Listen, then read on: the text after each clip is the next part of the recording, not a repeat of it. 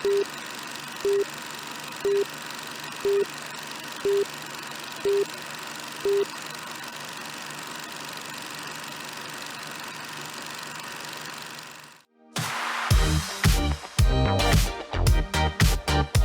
Pulse of Spokane is a broad show that showcases many different things in our community, sponsored by Local 29 Firefighters Union, Well Dressed Walrus, and Homes for You.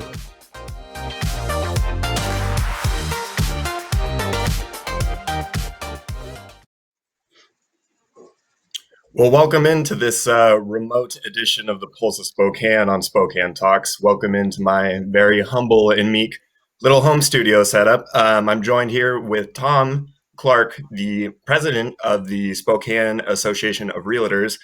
Tom, the last time that we talked in early February, the world was a completely different place, wasn't it?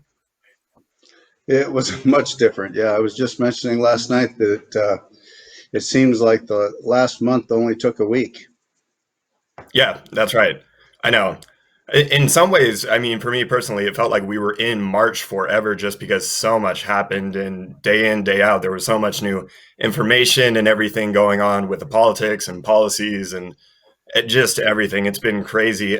For people that may not have seen the episode that you and I did back in February, just give us a little brief overview about Spokane Association of Realtors and what you guys do.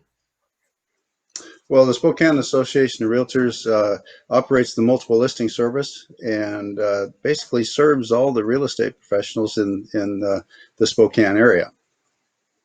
And so what was it? I mean, because was it in 2019 or 2020? Remind me, when you ran and were elected the president of the association.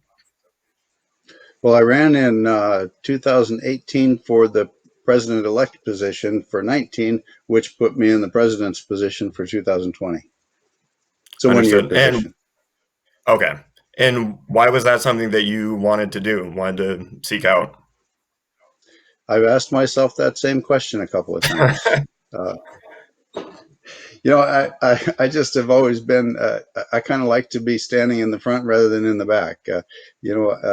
I'm one of those people that doesn't think you have the right to complain if you weren't one of them that helped make the decision. So the Spokane Association of Realtors is a volunteer organization. It's run by volunteers and managed by staff. So people that are on the various committees and on the board of directors are all volunteers. They direct the staff, which are paid employees.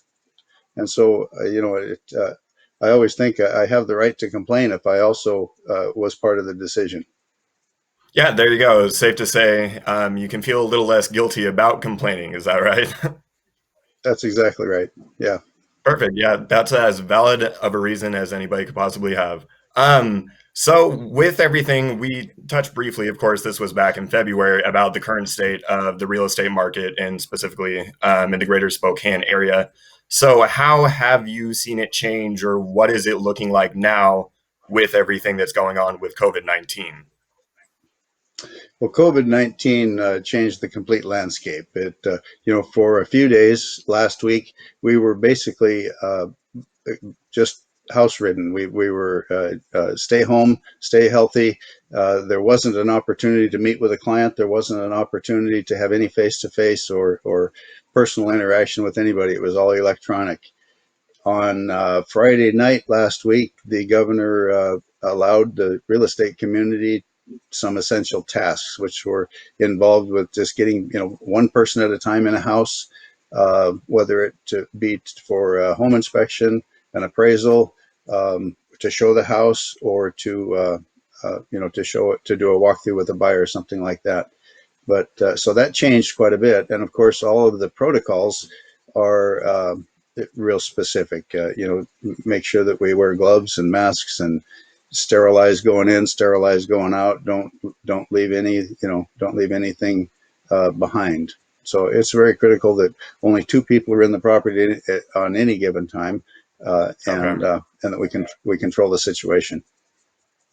So, and I mean, I don't know how many of these people there are out there currently, but what would you suggest for anyone that's in the buyer's market right now looking to buy a home? I mean, I'm not sure that there are a ton of people, just because everybody is a little financially uneasy at the moment and probably for the foreseeable future. But what suggestions would you make? Which way would you kind of steer them? Well, the good news is for our real estate market is it was strong before the crunch, before the hammer hit, and I have every reason to believe it's going to be strong after. Uh, right now, the market is a little bit, I'll say, tenuous because we're not really sure how long this is going to last and how much economic impact this is going to have on the community. Right now, though, if I was to put a home on the market for $300,000, there's a lot of people out there that want it. We'd be in a multiple offer situation, and it would be probably somewhat of a bidding war. At the present time. The longer this goes on, that could change.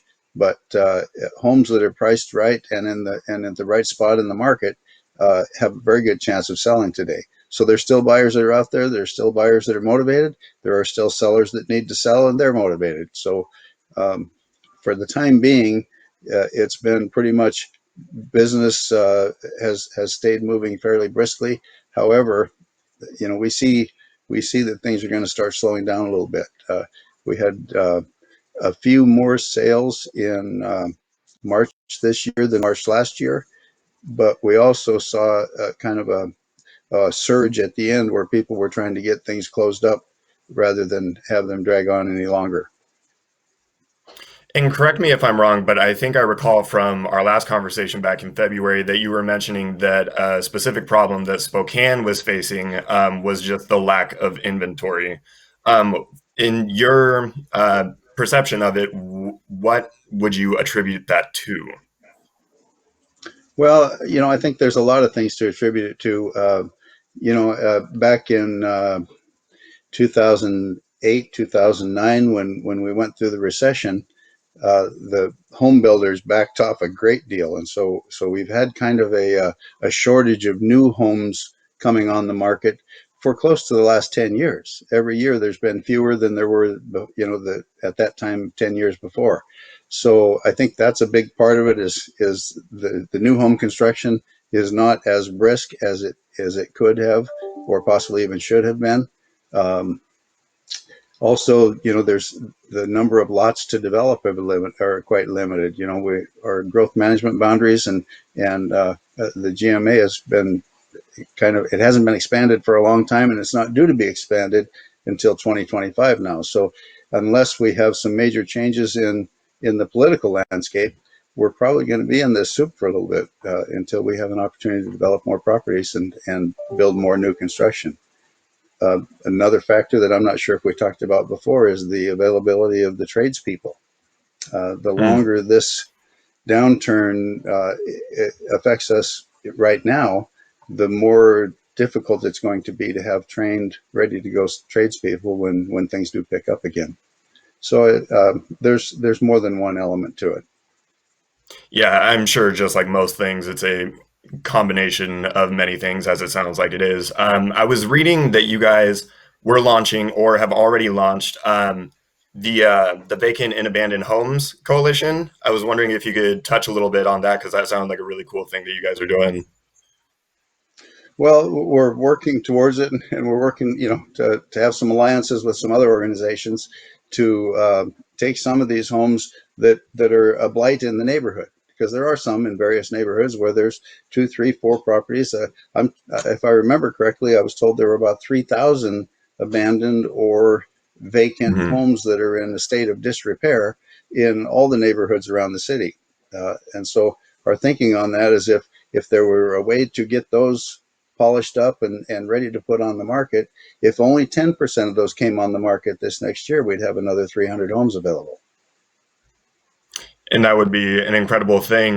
Before I let you go, was there anything else that you think is important to discuss or touch upon as it pertains to the real estate market in the current climate that we find ourselves in? Well, I think it's important that everybody understands that the real estate community is not in the position. We're not looking just to sell houses. That isn't what we do. We're in the community building business, and taking things one step at a time and being very cautious with what we do with our clients is a critical factor.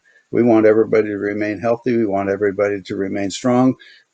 Obviously, we don't want the economy to come crashing down around us. But on the other hand, we're not going to take risks that are going to cause any long-term grief either. So I think, I talk to a lot of realtors via email and Facebook and various venues. And by and large, realtors are more concerned about the health of their community than anything right now.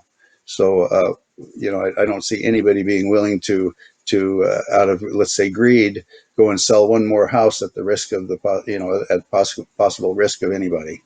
So, I feel real good about that. I think the realtors are being very good stewards of the community right now. Absolutely. Well, we really appreciate you taking the time to come on and speak. Best of luck with all of your projects and endeavors going forward. And stay safe out there and be well. And again, thank you for the time, Tom. Thanks, Andrew. Appreciate your time. Bye-bye.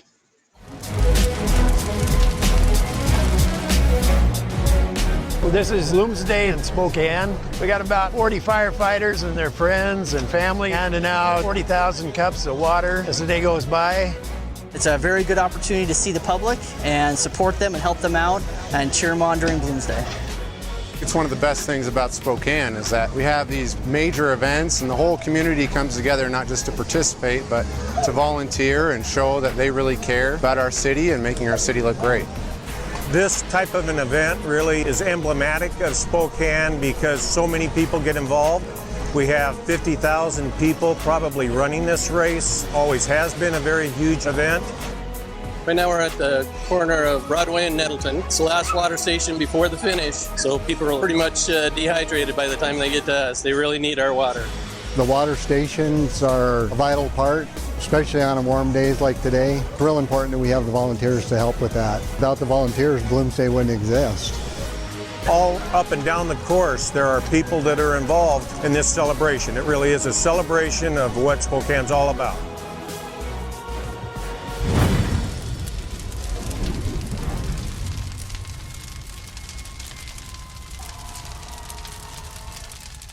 I'm Nikki Butler, and I'm a regional manager for STCU. My lunch buddy is Nicole. I'm Brandy Schloss. I'm a regional manager at STCU. My lunch buddy is Angelina. She's grown up with me. I've grown up with her. To see her graduate will be a lot of fun. Brandy and I have been lunch buddies since the girls were in second grade. It's great that STCU provides me with the opportunity to be part of Reach for the Future. We are committed to the children. We're committed to our community. I'm Nikki. I'm Brandy. And STCU is here for good. This is River Ridge Frame Shop, called Frame It Today, where we can take your art, customize it, and get it ready to hang on the wall.